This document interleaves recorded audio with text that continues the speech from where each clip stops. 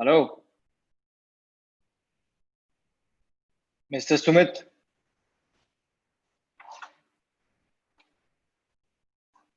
Mr. Sumit Singh. Varun, Hello. hi. Hi. Hi, Sumit there? Hi, can you hear me?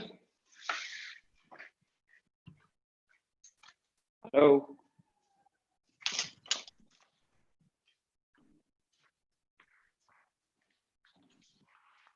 Is anyone there? Varun, can you hear me? Now I can, bro. Looks like I can't hear you. Now I can. Yes, Why I can. not? Yeah. Why not? Why not, Mr. Sumit? Anything is possible. Yes.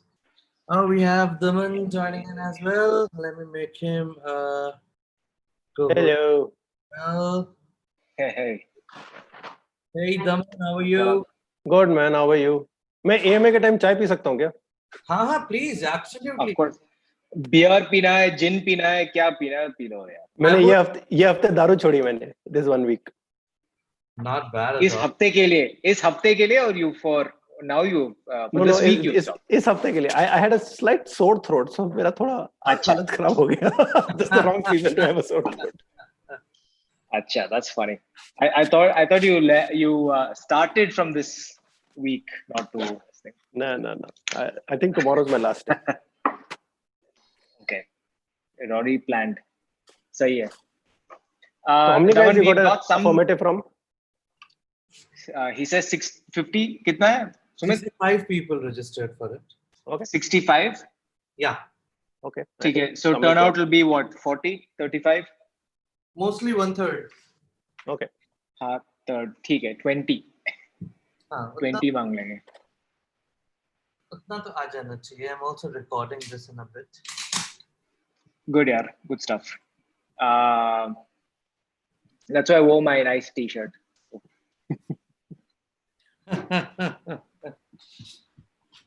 You could have taken. Like every. What's up? You could have taken something with a more contrast. No, it's okay. I'm trying to set the trend. Like so I can start my own brand. And basically Totally. start. Very I just do only V-necks and with a little bit of chest hair sticking out. It's like it's the. You're live on fashion YouTube statement. right now, by the way. Huh? You are live on YouTube at this point in time, by the way. Yeah, this is how I am. It doesn't matter. Everybody who knows me knows me. ऐसे ही चलता है. Nice. It's funny that a lot of people have different personas based on who they're talking to, right? I'm like like this to everybody. So Daman, we have a few questions on like some of your experience stuff as well. Okay. Time at Milk Basket. So I'm going to try and organize some of the questions based on kind of like at least having some kind of a theme. So then maybe we'll cover things, as they come up, basically. Okay. Right. Sumit, looking good, man. Thank you. Your background keeps going off. I just removed it. Oh, okay. Best if I just remove the background and then probably do. The W, like World of Webinar ka W. If you put it exactly behind you, it'll look like angel's wings. Let me try doing that. Actually, yes. Like right behind you, just behind your head, it look like angel's wings. Yeah, that's a good one. That's a good insight. I've always been thinking about what do you do in your free time. I mean, pearls of wisdom flow like beer, man. You're like amazing. Thanks, bro. I try. I have a lot of time during lockdown, so I become extremely creative. I try to explain to my wife. See, there you go. Look at those wings. Gorgeous. Yeah, this looks you good. Remove that.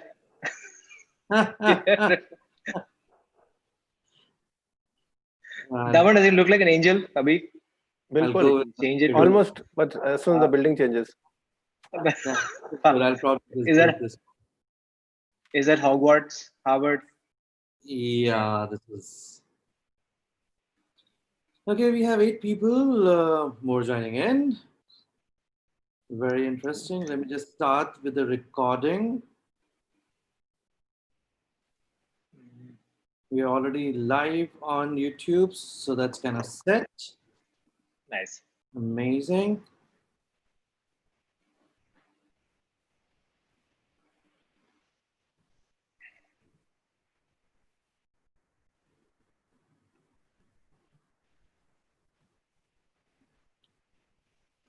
So quite likely, I'm going to be just on an off standby, Okay. mode, given that's Okay. you guys. I would definitely have a few questions for Daman, particularly on how to get started with the whole marketing and $0 budgets. And I think that's going to be the favorite question, but yeah.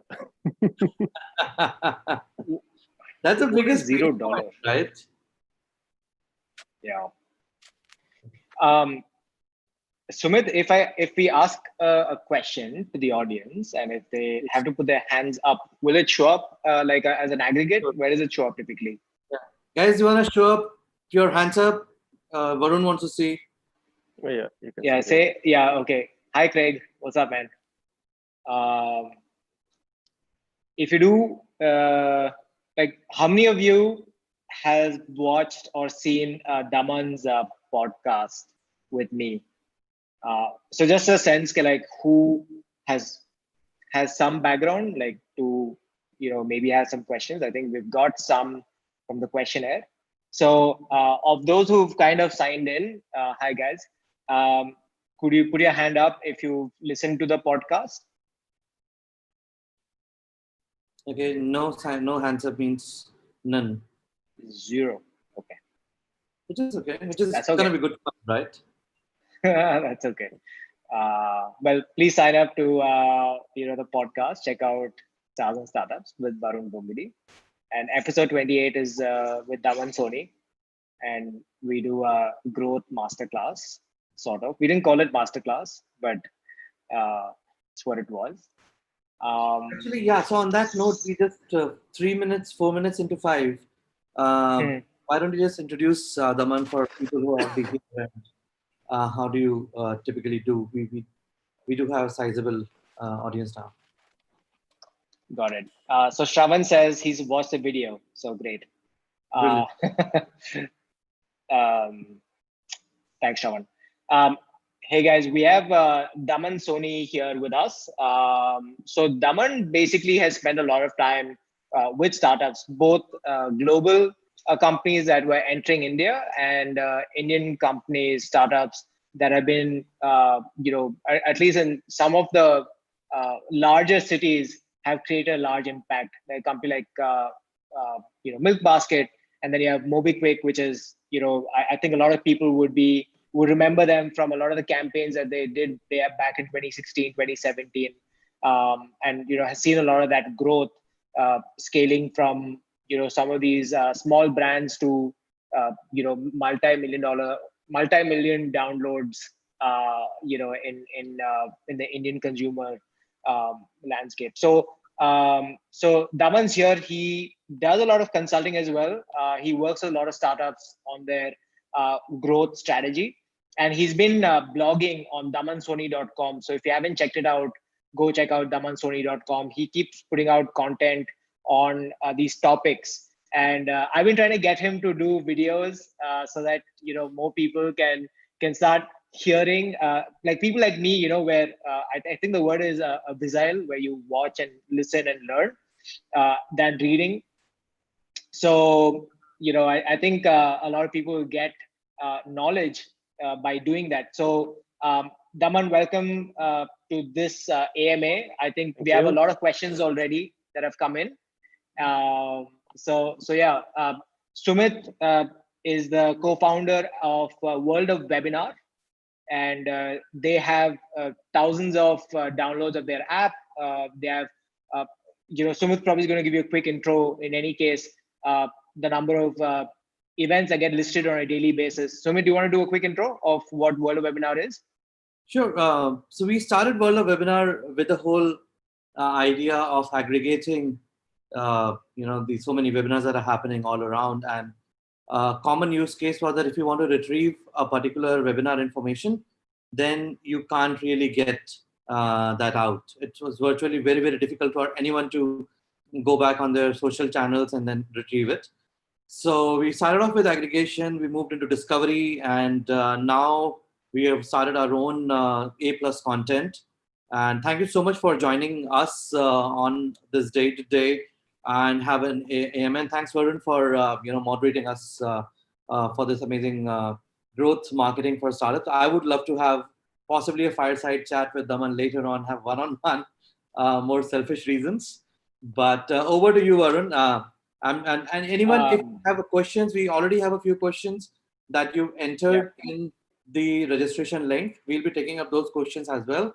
But if you have any questions that you would want to ask during the course of the discussion, please don't hesitate. Don't wait for the last moment. Keep them coming so that we know, which ones to answer and how to go about it.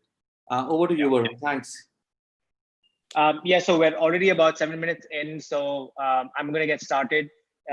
So Daman, I think one of the most common questions that I think Sumit brought up, and questions that have come in the form as well, is how do you get started? What are the first two things that we need to do when you don't have money and you want to grow your brand?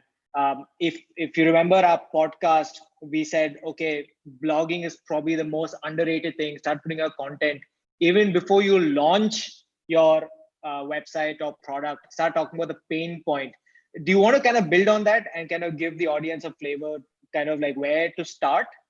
And there's actually a follow-up question to that, is how much money to spend on branding, and if you're spending money, how much to spend on just lead gen. So if you want to kind of tackle that as a probably just to kickstart what we're doing today. Okay, I'm not surprised that that's the first question.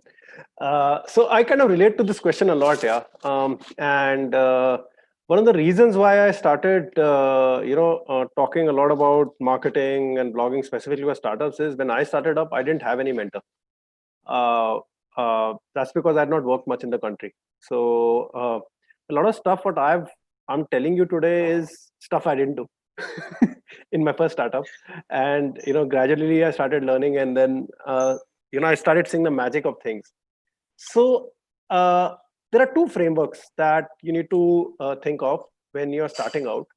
One is your 0 to 1 strategy, and then is your 1 to your 10 to 1000 strategy. Basically, on a 0 to 1 strategy, do things that do not scale.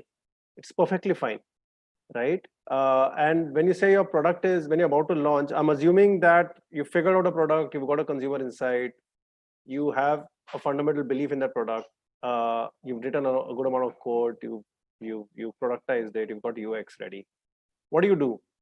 Even so, when you're getting all these things ready, I think it's good to let people know that you exist in this world and that you're building something. And fortunately today, the lines of communication have just increased. So you can start writing a blog, you can start doing podcasts, you can start getting a message out there. Okay, you do not need to do a TVC. You do not need to spend on creating a brand. You can easily start networking. You can, and when I say networking, there are the mind map below that is another 10 different strategies. For example, you are creating something which is pretty awesome. Why don't you reach out on Twitter to and DM people who you think would be prospective buyers or people who are consuming your competitor, to ask them for feedback. Don't try to sell anything, right? Other than that, you can also do stuff like when you the table stakes are holding meetups and all that kind of stuff. Now let's come to specific 0 to 1 strategies which really help you grow. Your first 100 customers, lay out the red carpet for them. Do whatever it takes when they are onboarding. Figure out what went wrong, how you can help them. Once they've onboarded, if your product is at 1,000 rupees, do not think of giving a discount. That is one way of doing it, but give them freebies so that they can get more and more of their friends. see what features they want, and if those features you think will make sense for a larger scale of audience, build that feature in and get back to that person saying, you asked for it, we built it. This just doesn't work for enterprise stuff, but also for B2C, for B2C kind of folks. Other than that, uh, uh, when you're building a initial product, make sure that you also build referral as a part of your product. Referral is kind of built as an afterthought, but if you remember the first few customers coming onto your platform, they are the early adopters, they are the innovators, and they have some sort of a belief in you. And if they refer, they're going to refer it very passionately, as opposed to the 1 millionth customer, right? So do that. The gold in this whole launch phase is building your email list. So here's the thing, right? As a founder, if you have a pre-existing email list of, let's say, 5,000 people, you have a top of the end sales funnel. If not, start building out with a launching soon page and start building your email list the moment you start code, right? And share that wherever you have. Be shameless about it. You meet someone, tell them, what, this is my site. So I'll give you an example. I started a blog 3 months ago.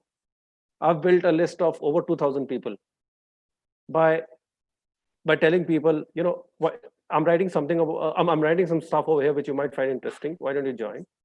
And you know what? If you like it, why don't you refer? So if you see my tweets, they typically end with why don't you refer?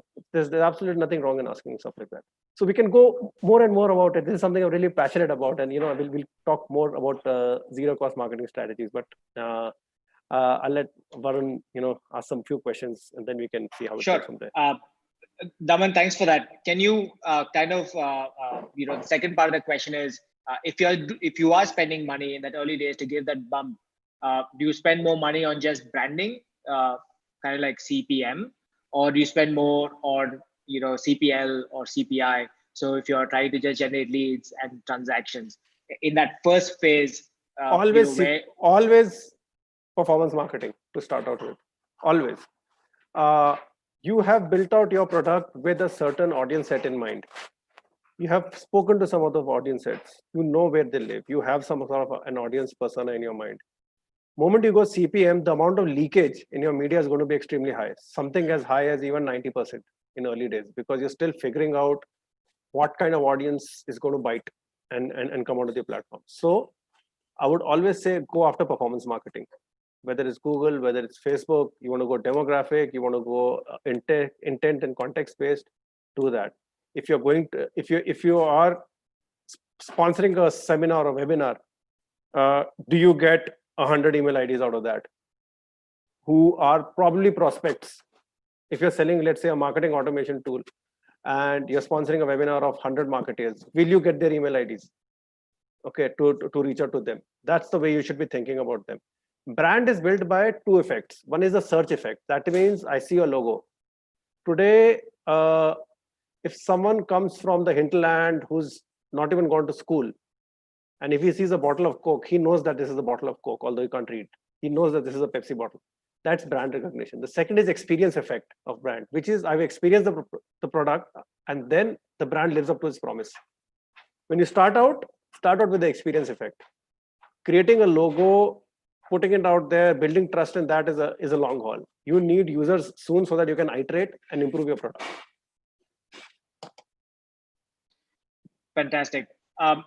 Daman, in the podcast, we spent a lot of time talking about how growth is a combination of product and marketing, where you're working on acquisition, right? Mm-hmm. Where we're iterating on features, we're iterating on experiments, things that we can do so that we can grow the user base. Mm-hmm. So the two of the questions that we have, I'll start with one that's, if we're looking at, identifying features in the early stage, is there any way to double down on certain features? How do you identify those specific features? Mm-hmm. Okay, so there's the zero moment of truth, right? Wherein which is the customer's aha moment, which says that okay, ye product mere liye bana hai. I want this product. This solves a problem for me. Okay, if you see there are features which which cater to that or which leads a person onto that zero moment of truth, invest in that feature. Okay, the best products don't have thousands of features. The best products have taken out 900 features and just kept the bare 100 features which solves a particular customer problem. Okay, so what you need to figure out is what are the core features, what are the auxiliary features, and what are the bells and whistles. Okay, quite often what I've seen is a lot of startups, uh, a lot of the bandwidth goes in developing the bells and whistles. Okay, so let me give an example why that happens. It's also because human psychology. Suppose I tell you that there are two problems at hand. Okay, one is we need to paint this wall in the room, and here's a bucket of paint. And the second is we need to solve the jet propulsion engine ka problem. You know, 8 out of 10 people will say, let's paint the wall. We can get over with it. But the ROI is going to be far more if you solve the jet propulsion engine rather than get your office cleaner, right? But also because there is more pain involved in solving that bigger problem. A lot of time that goes into the backlog.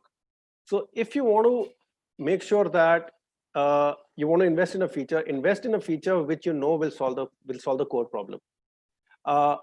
Stuff like sharing of a particular content can be done at a later point in time, but an onboarding process. So when you're launching a new product, or even if you got a good product, onboarding is something which you will keep on improving. How do I get my user to the core value sooner with less number of clicks and in a happy state of mind? Okay, if I have to press a back button twice to come and consume a product, I'm like, what the hell's going on here, right? So you have to so those are the kind of things you need to think when you start feature building initially. A kind of follow up to that is, how do you identify this as a large enough problem and get the organization to rally behind you, right? Because some could be trivial, though you've done your work, to identify this is probably a lever that could result in 100x growth, right? Okay. I mean, that's just a thought. I mean, it's an experiment, like you're saying. But you probably need operations to kind of support you. You need different teams to support you on a specific small change, which could be an inconvenience in the short term.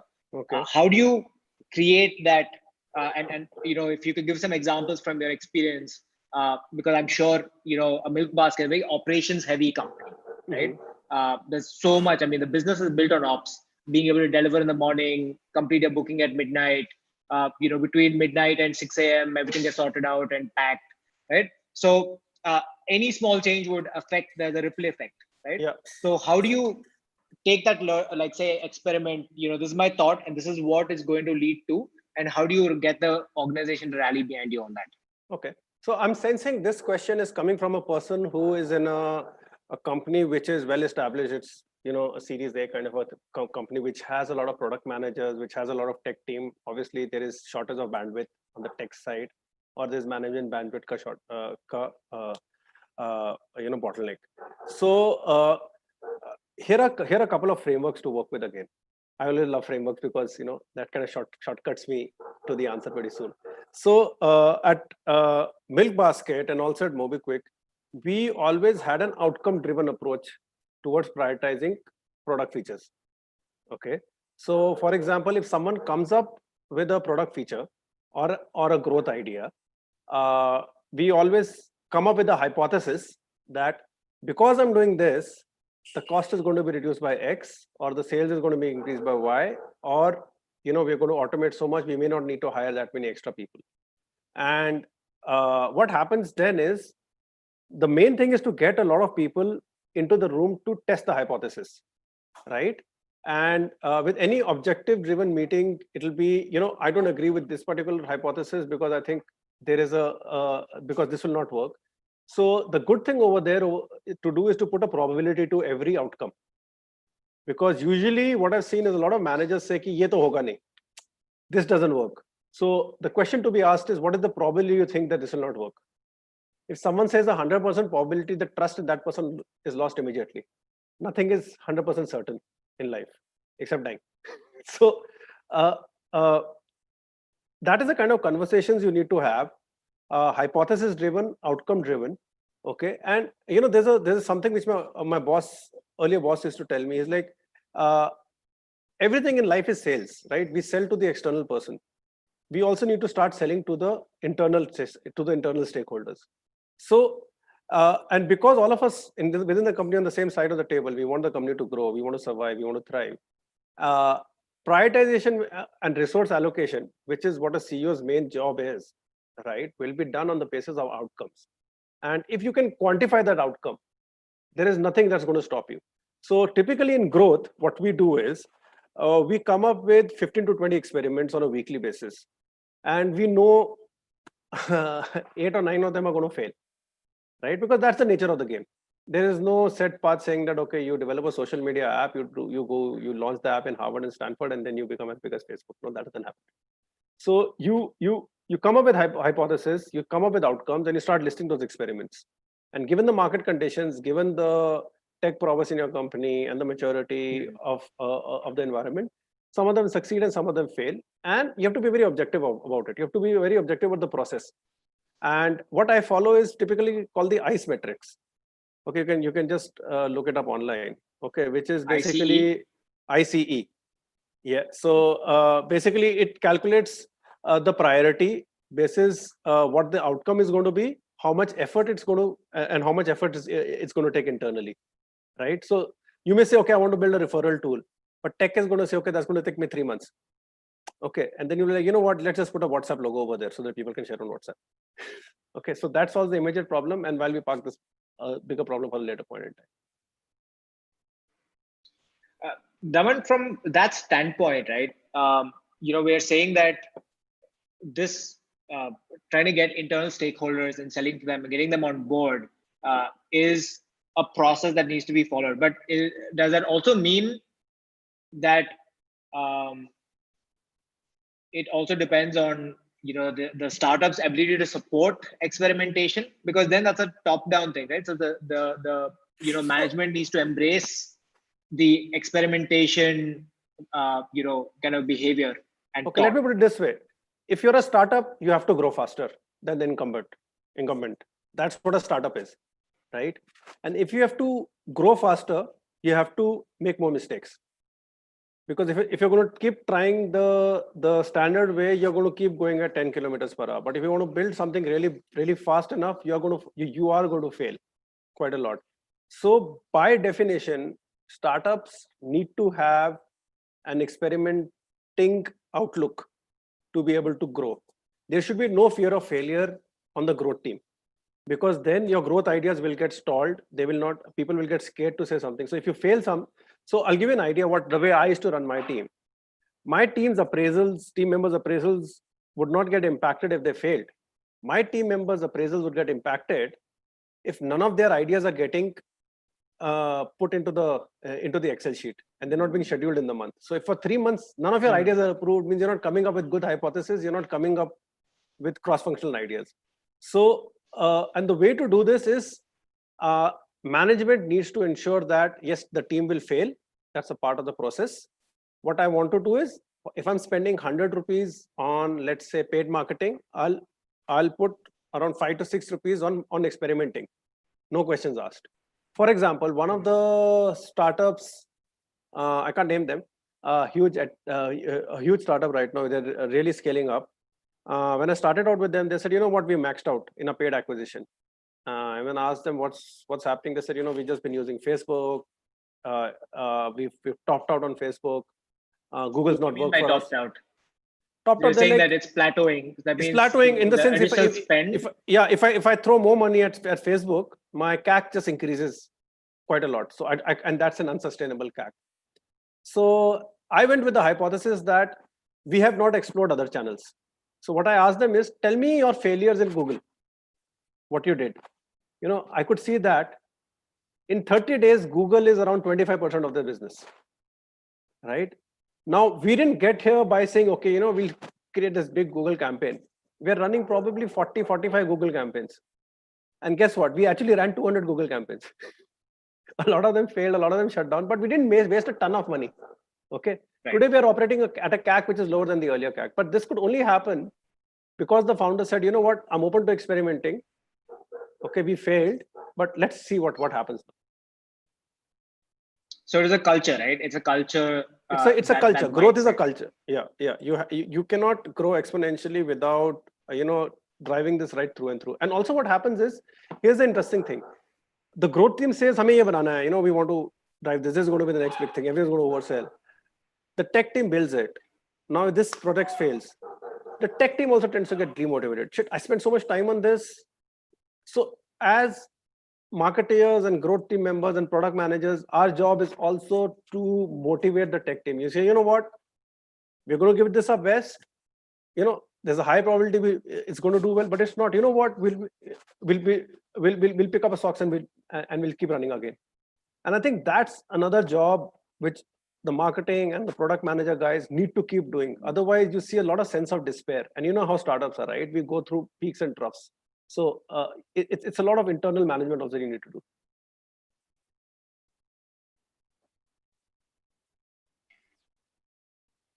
Daman, one of the questions that we've got, and I'm just going to change topics a little bit.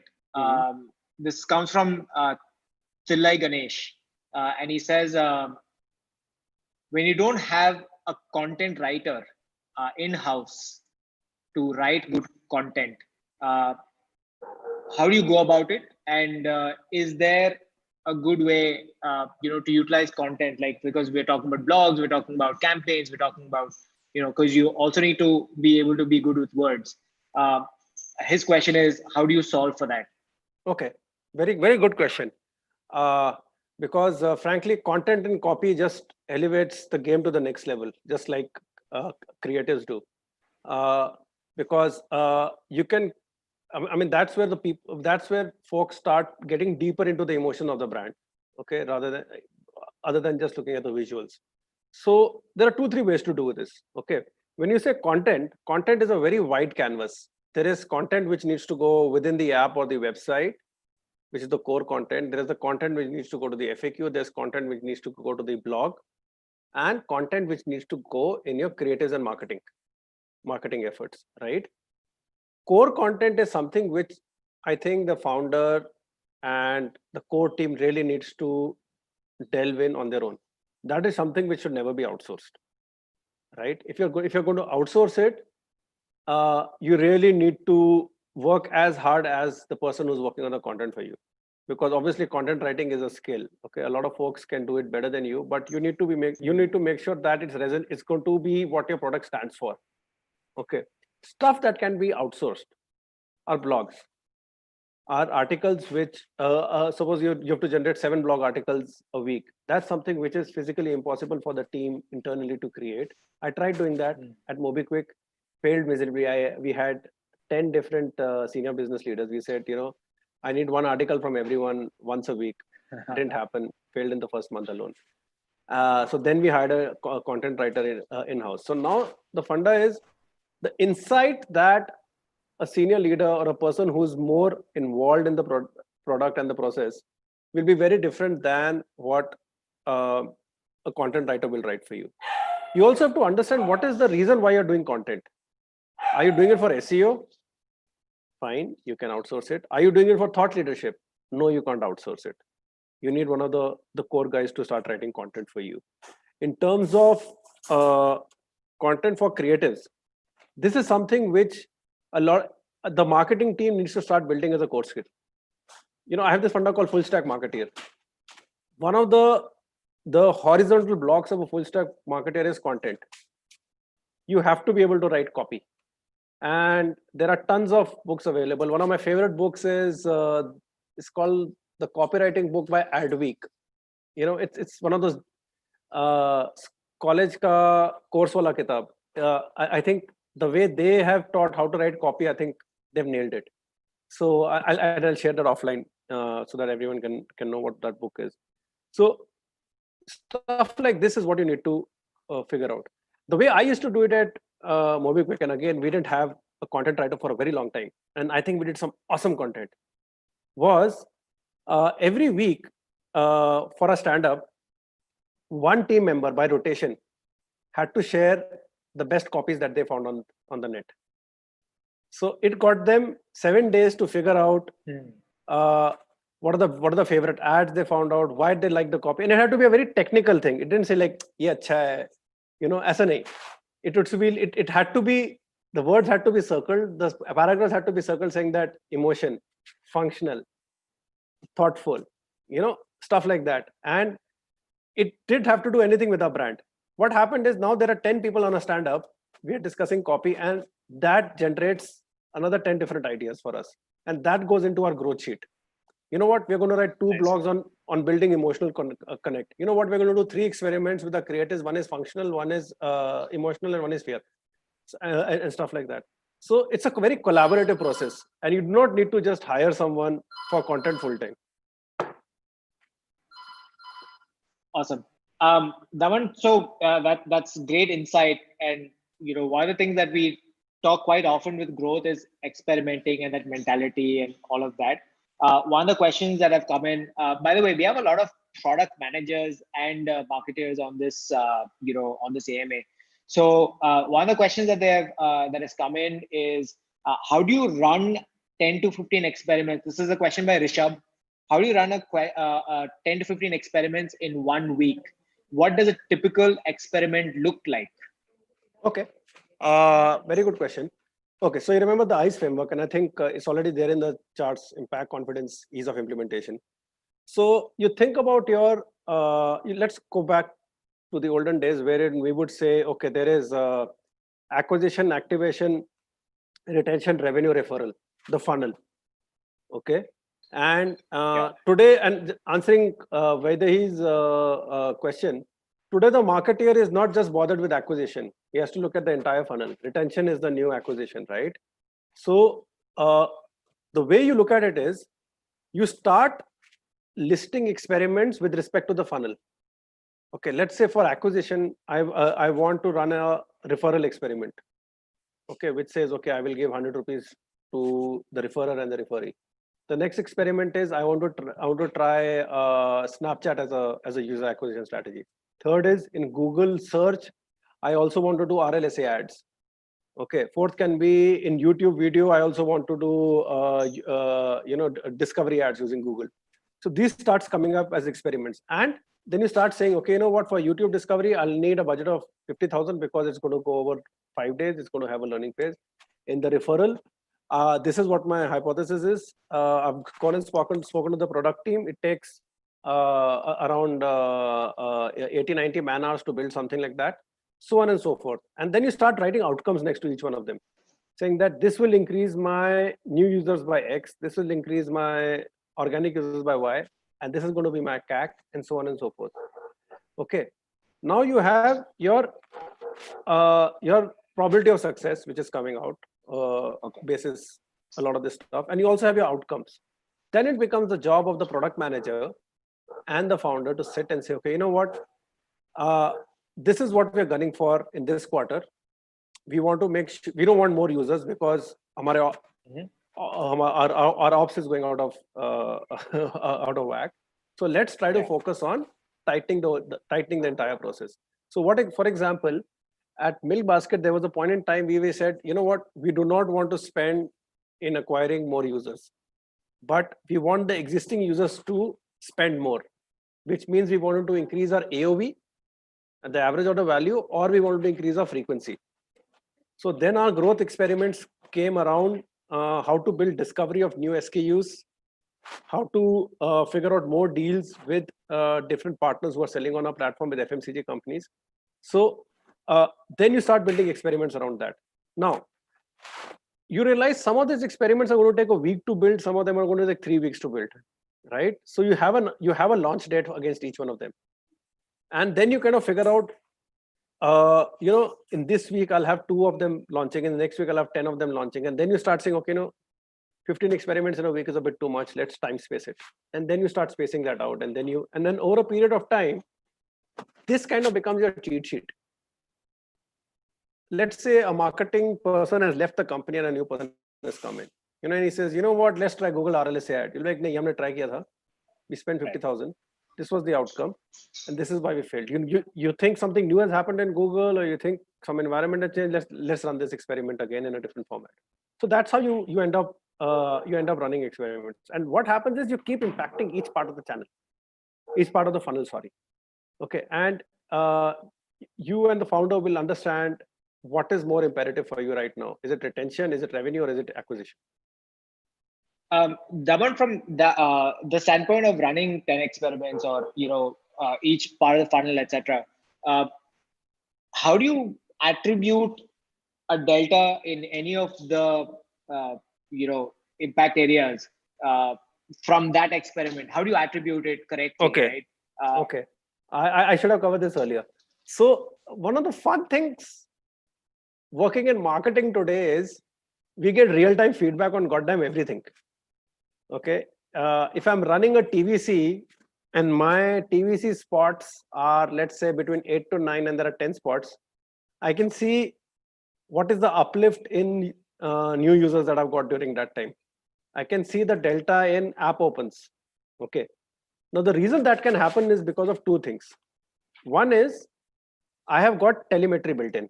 That means I have got signals being sent at every part of the funnel.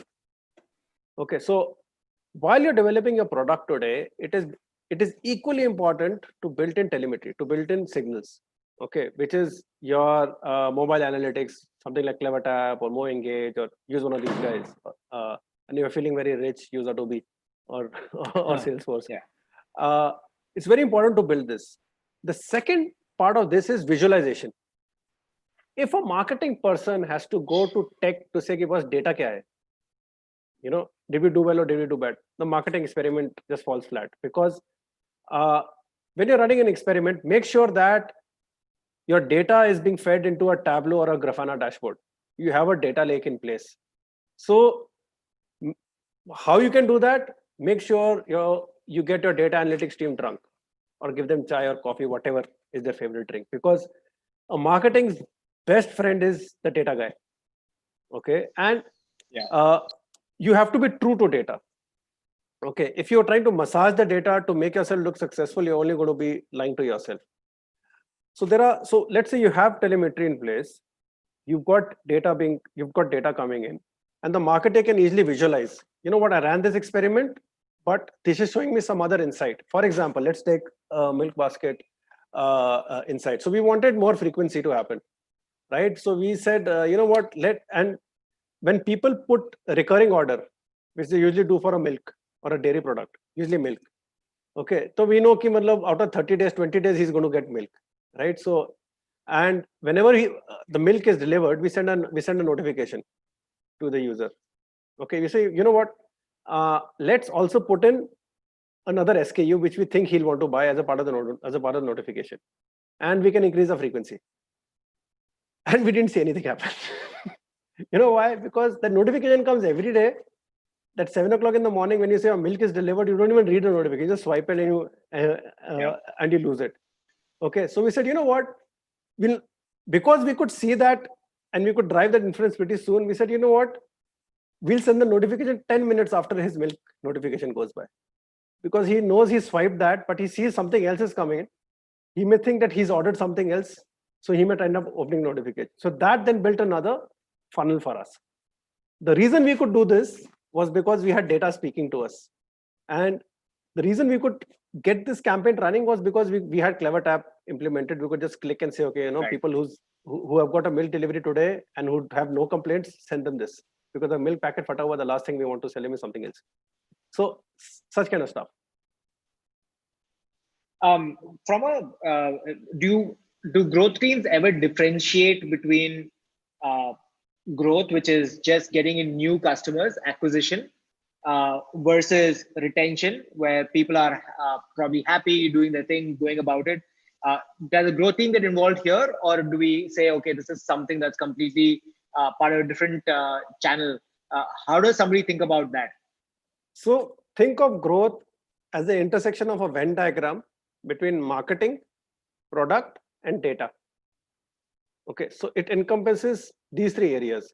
Traditionally, marketers' ka job tha TVC dikhao, show something on a newspaper ad, get users onto the platform, and they'll be like, okay, now the product guys will look at it. No, now today the growth guy uh, is in charge of getting the user onto the platform, making sure he's going to the revenue point, referring other users, and ensuring it doesn't churn. So a growth person needs to be able to predict, okay, this guy is going to churn. I need to make sure I do something special for him, or I need to make sure if something's gone wrong with him, how do I get that sorted out? So it's the entire funnel. And a growth person needs to start building growth engines, right? So for every one user coming in, he has to refer who gets a new person, so on and so forth. And similarly for revenue, and similarly for a lot of the other things. So in that scenario, what we're saying is that growth is not just user or headcount. No. That is just, but it's about, that's just 10% of a job. Spending money is just 10% of a growth person's job. I mean, it's easy to spend money, right? It's hard to earn money. Yeah, definitely. From the maybe from your experience, or from your understanding, you said you're a self-taught growth marketer, right? Or a growth individual. How one of the questions that came in, via other form is, how do you keep up to date? Like, who are your go-to people to understand, growth? Does it change by industry? Because I mean, the questions we typically end up asking are, okay, which tools to use? What are the various aspects? Because a lot of these are subjective, right? Like, for example, what works for Milk Basket is a clever tap, right? What may not work for HDFC Bank is clever tap, right? Mm-hmm. How do you go about that, and how do you keep your learning aligned? Okay. So growth as a function actually got formalized in the days of Facebook, after a period in time, right? A lot of the frameworks, a lot of the thought process were built in, I would say around 2011, 12. That's when growth as a function actually got created. Uske pehle there was no growth function. Uske pehle it was just whatever works. And since then, a lot of literature has been written, right? I closely follow the likes of Andrew Chen and Brian Balfour. These are the two my go-to guys. Awesome. And they run a growth program in the US called Reforge, which is a growth training school. And these guys write a lot of frameworks which have helped me figure out whether I want to do A versus B, right? Besides this, I think the amount of content that has been generated around growth and each one of the different problems over the last decade has been enormous. So if you want to do conversion rate optimization, for example, right? If you've got a landing page, what are the 50 different ways that I can play around with a landing page? Or if you want to create a growth journey, there's tons of literature available online. Yeah, what is an issue is it's not structured, because you may find one particular blog in a good area. So what I do is I have this 15-20 folders on growth, right, which speaks about each one of these topics in a very concentrated way. And the good thing is, whenever I see a good marketing automation or a growth tool, I bookmark it. And just like in the spirit of experimentation, I think you should experiment with a lot of tools also. Okay, some of the new guys. So we started using CleverTap in India when hardly anyone was using. I started using AppsFlyer in India. I think I was the first or second customer in India. I started using HasOffers. I was actually the HasOffers first customer in India. And all this kind of stuff happens is when you work with smaller companies on marketing tools, they will develop the product tailored to you, right? And it may be more cost efficient also, but also it can also bomb. Okay, so if you are willing to be hands-on with certain amount of tools, and you want a certain set of tools which are industry grade, I think you should have a mix and match of both, which can help you get going. Now, you do not need to pay for all the tools initially. There's ample. If you're starting out, there are ample tools which are available for free. Start out with them. at the end of the 5th or 6th month, I kid you not, you will not be spending more than $150 to $200 on all your marketing automation tools put together today. You do not need to go after an elephant. And there's a life cycle to this, right? You cannot implement the entire. So read about the growth technology stack. Okay, it's again across the funnel. There's a whole lot of tools there around. So this entire Martech has around 20,000 companies today. Okay, so it's a lot of mishmash, but each of them solves a particular problem. So it's a journey. If you're focusing more on user acquisition, okay, I need to get my attribution tool upfront. If you're more of a enterprise tool who's going to do direct sales, you want to do more of video-based content in-house. So you want a video SDK, or you want a referral tool kind of a built-in. So you'll kind of go from one phase to the other. You want a customer unification tool, something like a segment, you'll probably want it a year down the line. So have a roadmap in place. Okay, talk to other growth practitioners who've used a lot of these tools, and you will get a feeling of what they're good for. So the good question to ask is not whether this ye tool acha hai. The good question to ask is, what does this tool not do? Right? And that's where you know that whether you want this tool or not. I think, and that will help you to get to go pinpoint to a smaller tool. Daman, because you love frameworks, how do you? Because a lot of tools do the same thing as well, right? A lot of the time, it's the price point you're willing to pay and what features you get to access with that. Mm-hmm. So I mean, I'm getting a few questions from Sumit and a few others on which tools to use, and I'm guessing I'm going to say go to Daman's blog. I think he archives a lot of that stuff there. If you have any other place, Daman, please share. But I think the question I specifically have is, how do you evaluate tools? Because for me, as a founder, even when I was running teams, etc., when whoever was working with me to help me with growth, they would come back and say, hey, these are the 5 tools we could use to solve this problem, right? Mm-hmm. But we never had a good framework to evaluate. Okay. Right? And how do I say one is better than the other? Okay, so there are a number of factors. Okay, just let me get that link only for you, for all the guys over here. Okay. So there's different factors in which yeah. So I've shared a link by segment on the chat window, which says the tools of today aren't the tools of tomorrow. Okay. This gives, so what this particular blog tells you is how different companies, from the Airbnbs of the world to enterprise companies, evolved from using one particular tool to all the tools. And what are the different tool users personas? There are some guys, like you said, we need 5 tools. Yeah. And there are some guys, let's start with one tool and then let's add on to the next one. And then there are some guys who do a rip and replace. A new growth head will come in, all these tools are crap. I want my stack because I'm comfortable with them, or something like that. So there's no right answer to it. The pragmatic way is to build a couple of tools at a time. Okay, because there's also a learning curve attached to it. Also, what happens is some tools are so niche that you will not find folks in the market who know how to use these tools. So you'll also spend a lot of time training a lot of these guys. Okay, today WebEngage, CleverTap, these tools are pretty prevalent. For example, Zapier. Okay, that's my go-to tool. When I don't have money, I just take Zapier and I connect to platforms and get on with Plug it in. Yeah, so I call these glue tools. But there isn't a lot of, so there's a very short learning curve associated with such tools. So till the time I reach 10,000 users, I know Zapier will continue. Nothing's going to break. It can scale.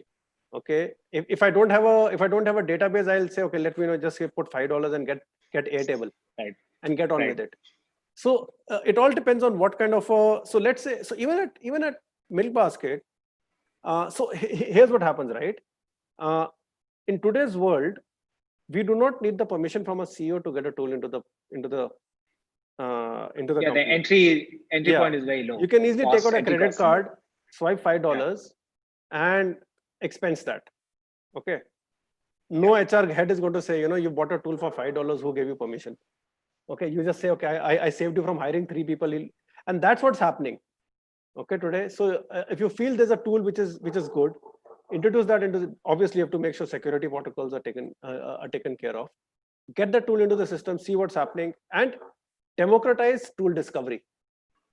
Believe me, like if you let your teams, they have worked in different companies, they have had different colleagues in the past. They'll see one particular tool which solves a point problem. Go with an open mind. Run that as another experiment. Give him 3 days. Say like, you know what, you can automate this. Get your tool, automate this. Let's figure out how it is. And from that one thing leads to the other, and then you'll kind of find a fit of what kind of tools. So for example, when I launched my blog, it's today's the 100th day of my blog. I used 6 Congratulations. tools. I used 6 tools in that blog. Okay, I used MailChimp, Wix. Then we used a couple of. I used Zapier for a couple of things, and I used a couple of forms, and we were on with it. Okay, now I know, okay, fine. I probably will need a couple of tools more later on, because right now I'm putting a bit of commerce behind it. So then I keep evolving. For example, today even Razorpay is a tool. You can start your e-commerce site using a Razorpay payment page, rather than signing up for the payment gateway altogether and doing an integration. So it all depends on what part of a journey that you are in. Yeah, if you have fewer SKUs, you could use a Razorpay or an Instamojo or anything. If you want to try something specifically, maybe you can mask the URL with your own domain name, etc., and still handle that transaction. Yep. Daman, we have reached the last few minutes of the AMA. I think we've had 20 plus people who've been with us throughout this time.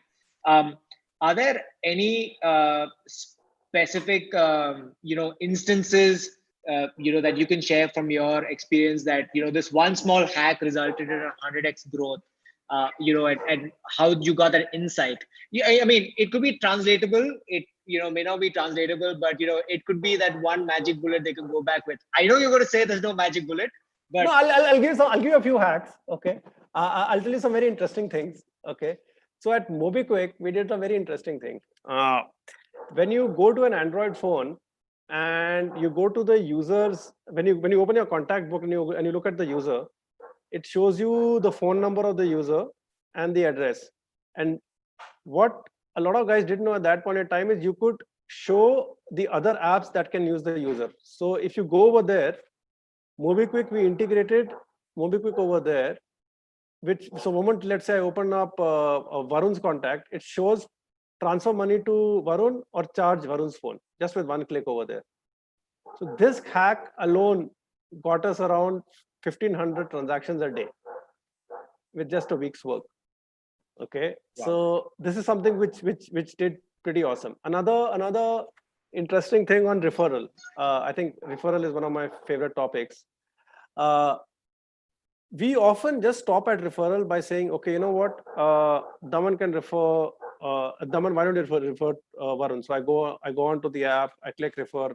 Varun gets a WhatsApp message and an email, and after that, Daman doesn't know anything about Varun. Okay, some apps go to the next level and say, okay, you know what, one of your friends has registered. Okay, and that's about it. What stops you from putting a button onto my app and says remind Varun? You know what, he's registered, he's not become a paid user. Okay, and so today that is possible, right? I can click here, and because Varun's got my app installed, a notification can go to Varun from the server which says, you know what, Daman's reminding you to pay up. Another thing on referral that we did in MailBasket. In MailBasket, we decided not to incentivize the referrer. Like I'm referring Varun, we should not give no money, because what is happening is you have to understand the consumer psyche here. I'm referring my neighbor. Yep. If my neighbor thinks that I'm trying to earn $200 from him, he's going to be chindi hai. So what we decided is we'll give the neighbor some gifts worth 200 rupees. So we said, sign up for MailBasket and get your housewarming pack. So a lot of stuff like this actually caused a step change for us. And these things come up with a lot of consumer insight, with a lot of brainstorming and stuff like that. Awesome. The last question I have, Daman, maybe you can cap it off with that, is, we talk a lot about reviews. If you look at Amazon, pretty much reviews drive a lot of purchase behavior. One of the things that we talk about on the podcast is social proof, and reviews are a great source of social proof. Now, are there any techniques you use to solicit such reviews Uh, that may not Solicit be reviews. obvious? Okay. I mean, yeah, if it's possible, yeah. Okay. So see, every company. So all these platforms, they have their rules, right? That you cannot pay people for reviews. You cannot give freebies for reviews and stuff like that. But there are a lot of hacks around it. Okay. When you are sending a package, you say you send thank you, right? You can come up with a really innovative way to say also give us a review. Give us a review in that. Is there any other way for you to capture the email ID of the person? Okay. If that is the case, then obviously you can have a whole review journey. So for example, uh, we at MobiQuick used to have a review funnel at any point in time. We had a review target for a month. Itne reviews Oh, chahiye. wow. So the Review way target. we used to do that is that we used to have review interventions. So for example, we knew that the aha moment in the app comes 2 or 3 times. Okay. So that's the time when we want to do. So I'll give you another milk basket example. In milk basket, we used to ask for a review on the first successful order because we knew that was the aha moment. Okay. And the second time we used to ask a review was when we spilled the milk. The first time we delivered milk in which the packet was leaking, the customer would get very angry. Okay, he'll be like, oh shit, doodh phata hua aaya hai. So he will go to the app, he'll go to the help section, and he'll say, I want my money back. And the money back comes within a minute, no questions asked. Right. Okay, and that used to be an aha moment. And you know what the message used to come? You know what? We are sorry. This happened once. We hope you like the experience. Give us a review. So that's another time when we used to get a review. So a growth marketer's job is also to make sure that the feedback the social proof mechanism, whichever way it is, likes, reviews, comments, ratings, they are a part. A separate funnel tracking is built for that because in today's world, like Varun said, that kind of sells. Also, there are companies which so Typeform, everyone's aware of that, I guess. Yeah. It's the form tool. Typeform has a video review uh, uh, cartoon. So you can integrate it within your site or your app, and you can say, give us a review. The user can record a review, and guess what? You can create a video out of that. Okay. Before I end this, one final thing. Reviews are a very good way to write copy. You may come up with good MBA long words, but the stuff that people write in review, look at that and you'll get excellent copy to write for your product. And if you see the same words getting repeated again, you're like, okay, this needs to go in the copy. Definitely, no questions asked. So that means that those words are resonating with the customer, and hence that will probably be the best copy you could make. Yeah, that's the customer's language. I can say incentivize and use nice words, but the customer can say, how much am I getting? So you can say you will, instead of you get an incentive of 100 rupees, you can say you get 100 rupees richer. There's your copy. Awesome. Hey, guys, thank you for participating in this AMA. Daman's website is here. You can reach him easily by that. He's also extremely accessible via Twitter. And I'm sure he loves a lot of these challenges that you pose to him. You can always tweet at him or email daman@damansoni.com, I guess. Damansoni@gmail.com. Sure. I'll just share it here. No worries. Okay. Awesome. Well, we're getting some rave reviews. Hopefully, we can copy the reviews also from our chat to use for promoting our future AMAs of World of Webinar. Sumit, do you want to cap it off? Before I hand it over to Sumit, guys, please subscribe to Stars and Startups podcast. We have a Substack, which is stars.substack.com, which I will also send to all of those who've signed up for this AMA, just in case I can increase my subscriber base. Sumit and World Webinar, thanks for having us. Over to you. Thank you so much, Varun. Thank you so much, Daman. Thanks to all the amazing participants for sitting around. It's as someone just said, I think Craig just said that an hour just passed already and we never realized it. I mean, that's what happens, the time paradox. You don't really feel it when it's amazing, but you do feel a second when it's not. So thanks, guys. I've just shared a feedback link in the chat. Please do give us a feedback. What you liked, what you did not like. What you would want to see going forward, areas of improvement, if you wanted more questions. While thank you so much, Varun, for taking up all the questions. There was one question which Rhythm asked towards the end about 0 to 1 startups. Maybe Rhythm connect with Daman or Varun or me, and we can have a longer discussion on that. With that note, thank you so much. Can I leave a... Yeah, sorry, go ahead, Varun. Can I comment on the color of your t-shirt and give you a feedback? Go ahead. No. I'm just kidding. So yeah, that's Varun for everyone. Thank you so much. The recording would be available inside the World of Webinar app, but the native app is going to come out soon. Till then, please bear with us the PWA that I've written myself. It's a poor piece of code, but yeah, you got to do what you got to do. On that note, thank you so much. Have a great Friday evening. Thanks, Daman. Thanks, Varun. Thank you, everyone. Yeah. Bye-bye. Bye-bye. Yeah. Yeah.